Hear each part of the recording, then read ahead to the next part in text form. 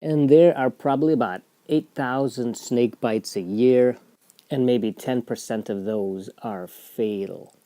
So in this video, we're going to talk really about two kinds of snake. Here I got a picture of the coral snake and a rattlesnake. So those are the poisonous snakes we're going to have in the U.S.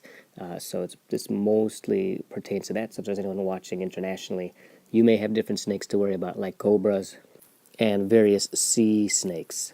So there are 14 different kinds of families of snakes, only 5 of which are poisonous. And that really depends on how you want to classify them, because I would probably say there's actually only 3 which are poisonous.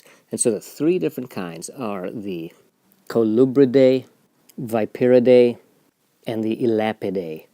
So one of the key features of the Colubridae, and this includes things like whip snakes, is you can see these fangs here. They're in the back of the mouth, and they point backward.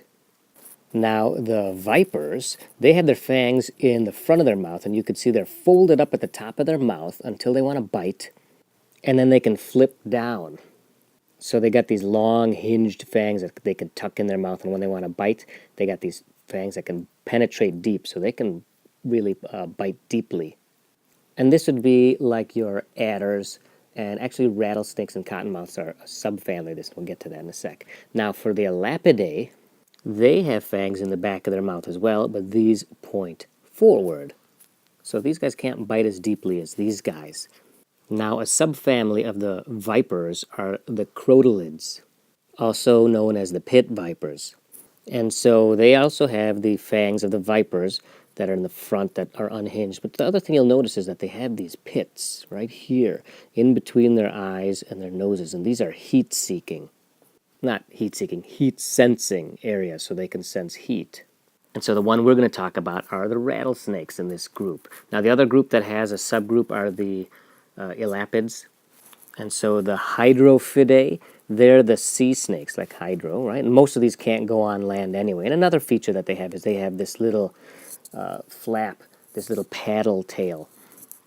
And the other snake we're going to talk about are the elapids, like the coral snake.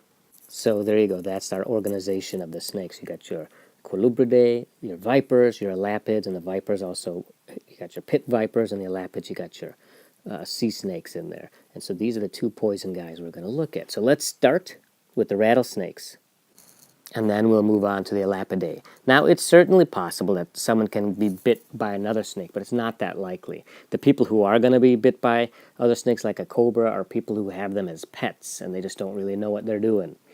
Speaking of those people, let's look at the risk factors for snake bites, and those are broken down into the 5 T's, which stand for testosterone, meaning that it's men that usually get bit, toothless, t-shirt, tattoo, and trailer park.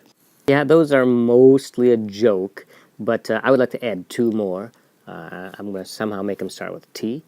One would be that they like to take a drink, since most of these will involve alcohol, and the last T is Texas, or Arkansas, or North Carolina, or Georgia, because most of these do happen in the South, maybe because that's where the snakes are. I'm not making a judgment on Southerners.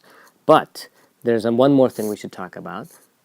Snake bites in the leg tend to be accidental, and those are even sometimes called legitimate snake bites. Maybe you stepped on a snake as you're walking through a field. Snake bites on the arm, those tend to be provoked. Maybe you tried to grab a snake, either out in the field or in a tank that you have at home, and those are called illegitimate snake bites. It only makes sense, because how's a snake going to reach all the way up here?